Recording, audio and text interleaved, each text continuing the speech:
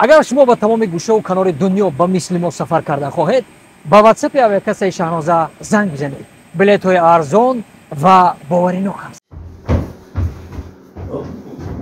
من چی به اینجا آوردی تو ها؟ شما رو از همین روز اعتبارا رئیس کارخانه گفته اعلام کردیم. تبریک شماید. تبریک مبارک شما. مبارک شما.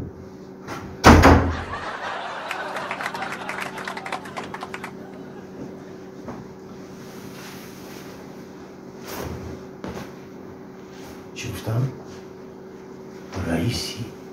کارخانه.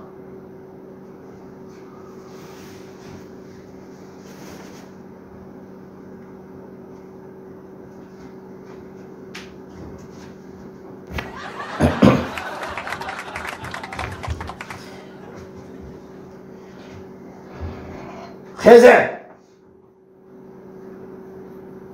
نه خیلی خیزه جان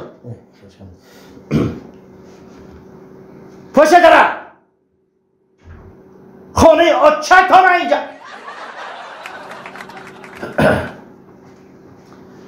شما برای چی دلشاد رحیموف مسئله رو شما باید جدی مشغول شید فهمه؟ سرآوری کارخانه ماشین آماده کنید رئیس میبرویم یعنی که من برام نسودم یک تا قهوه دو تا قهوه قهوه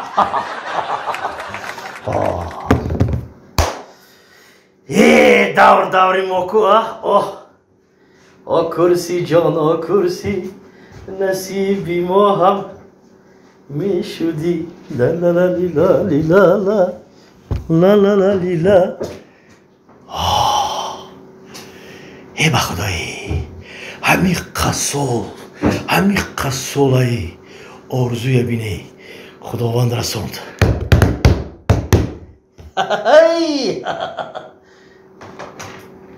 پایواز کنید مسکوه پایواز کنید با سربری کارخانه گپ زنند یک بار این بغضایی لبای من چند بار گفتم آخه من سربری کارخانه هستم من گوش کنید شما منم اینجا بازی چه کار السلام علیکم رئیس گوش کنید آخر من 15 وگان شما دا گسیل کردم همین را گرفتین شما گرفتین من اینجا چی بازی چه می اینجا شما دا اینجا هر روز 15 وگان 20 وگان حل کنید پگاه خودش حل کنید فهما با شما سربری کارخانه گپ میزنن گپ تمام و سلام دیگه تلفن نکنید تا حل نکنید مثلا ما به زنگ نزنید هر روز همین قدر زنکو آدم دیوانش درش ممکن چی میگوی که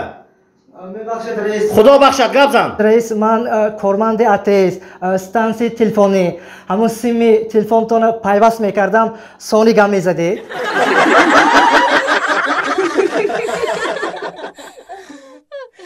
давай شما میدونید من برای چی شما دعوت کردم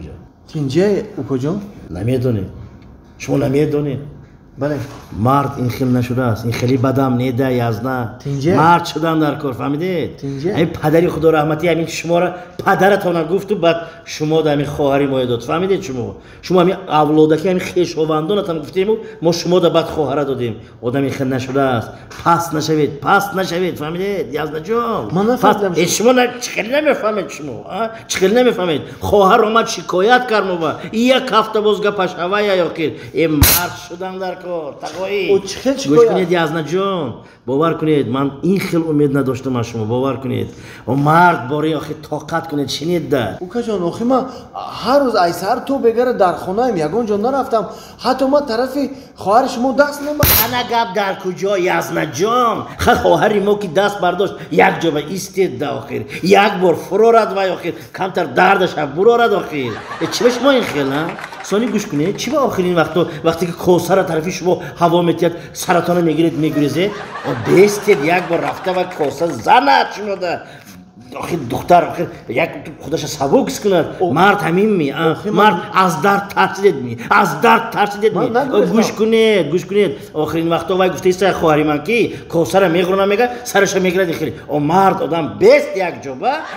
بیست یک بار زنه تا وای تو یک بار مردی یا نه آخر یازده جون من نمیفهمم آخرین وقتا وای بسیار شکایت دارد من با یازده جون زندگی خیلی نشده است من زندگی پستی بلندی دارد میفهمم لیکن شما همچون مرد آخر طاقت کنید ایستید آخر طرف شما پای برداشت زد یکم بار زد پاش رسید یکم بار بیچاره یک هفته باز میزند یک بار پاش نمیرسد یک بار ایستید یک بار پاش رسد من نگرفتم پس بدید من برای فوتبال پس بدید به خدای طاقت کنید ایستید آخر طاقت کنید پیش خدمت ای به خدا من شما خیلی امید نداشتم و پیش خدمت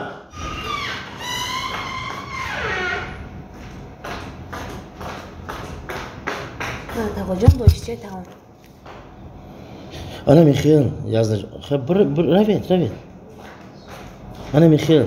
این خیلی خورید زهرتون باید لیکن استید چی این خورو کم میچخه دین من همین نرخ با همین سوم با همین اخ گرفتم برای چی کم آزر بسید ای پیش خدمت لازم نمیشه ای دمتون گیریدی برای شما نعمت برای خودم خوراک گفتم خیلی یازده جان پیش خدمت خواهر جان یک بار بید میبخشید خواهر جان چرا من 3 روز باز همین طرف خانیش بودم میبیم برای چی امروز خوراک کم هر 3 روز یک خوراک این خیلی بود برای چی امروز کم نه جواب دید برای چی کم یا شما جواب دید از من دمتون گیره جواب دید شما برای چی کم همون نرخ همون سوم او داودگی جاش نگیردین تقا او ده پیش تریزه چی بود کی ها اوجا برای رکلام تقا جان با ایشچه صاف برای رکلام خواهی از نگب همین اکو دیگه گب ندارم اشمودن خواهی نمیرین شما یازده مرد آدم طاقت میکنن مالی یازده جان یازده